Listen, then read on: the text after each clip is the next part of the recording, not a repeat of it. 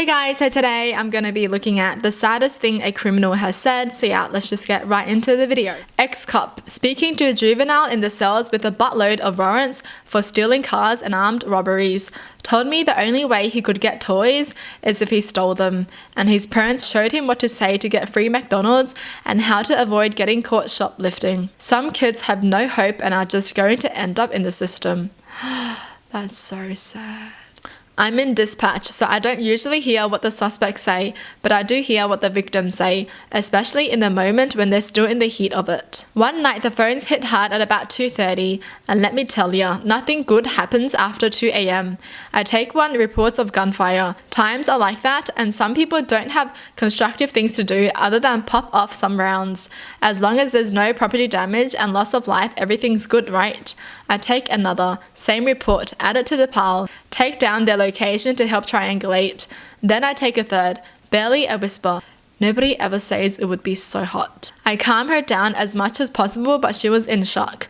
I get her location, let my coworkers know it's go time. She was asleep in her bed and caught 3 bullets in the lower torso. I think she made it, but I'm just dispatch. I don't always get closure.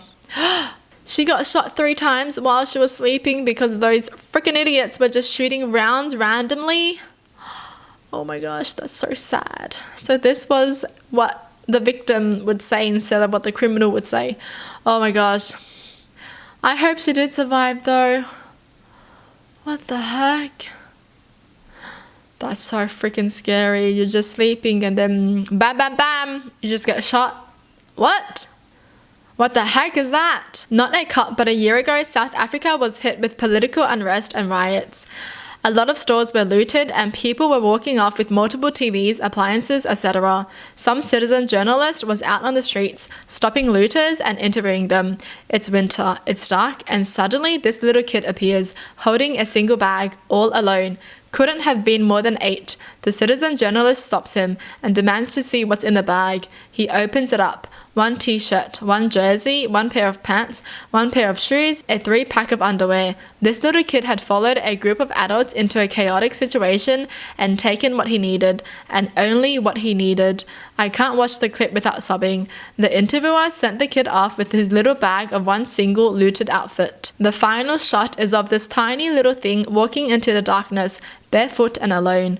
It was absolutely heartbreaking.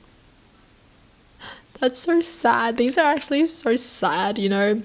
It's like they're only a criminal because they want to survive kind of thing. A kid as well, 8 years old. This world is really messed up. I just feel so bad for some kids. They're just brought into this world and their parents can't take good care of them because things like this happen. And they're just left to deal with the aftermath, pretty much.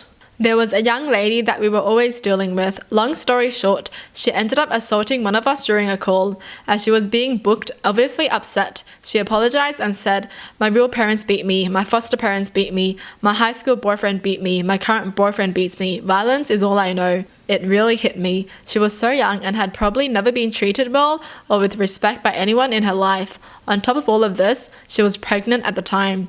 We ended up talking for a while. I ended up running into her a year or so later. She again apologized and seemed like she was doing well with the baby and in a better situation. Probably the only time in my career I felt like maybe I made a small difference. Good on them. Oh my god, I'm so glad they talked for a while. Honestly, sometimes that's all someone needs is just someone to talk to them, pretty much. Worked a case where a group of lifelong friends got into an argument, resulting in the death of one of them at a birthday. I don't think it will be surprising to anyone that a lot of folks don't typically speak with law enforcement, let alone aid in an active homicide investigation. It's something I didn't fully understand at the time, but was a starting point for me, having conversations with a best friend of the deceased and a distant relative that was an inadvertent witness. Both had negative interactions with law enforcement in the past, and it was some of the most heartbreaking work I've ever done to build rapport, having to convince someone that you actually care about their friend that was killed, and that talking about it would actually help. The whole investigation was one of the bleakest things I've ever been a part of. Just senseless violence, deserved mistrust, and a court case that was an absolute travesty. We got our man in the end, but it was fairly hollow. These men had effectively sent one of their lifelong friends to prison for killing another. Whoa. I don't know how I feel about that, but hey, if you do something wrong, then you gotta go to prison, right? I just find it so crazy how everyone's life just changed in an instant. Just like that, after one argument, and then one died, and then one goes to prison. An investigation I completed in Baltimore was probably the saddest. The store had a missing deposit. Approximately $15,000 was gone. It never made it to the bank. The likely suspects were the 4 managers who all had access to the safe. So that was a good place to start. I talked to the first 3 and felt pretty strong that none of them were involved. The last assistant manager I needed to talk to arrived. The first thing she did was go to the bathroom and get sick. The store manager kind of laughed. She said she's been getting sick often. We're pretty sure she's pregnant. I interview her and she ends up admitting to stealing the missing deposit. She also admits to previously stealing an additional $10,000 in cash and merchandise since she started working for us. She then talks about her addiction. Her boyfriend got her into it, and a few months later she was a complete addict.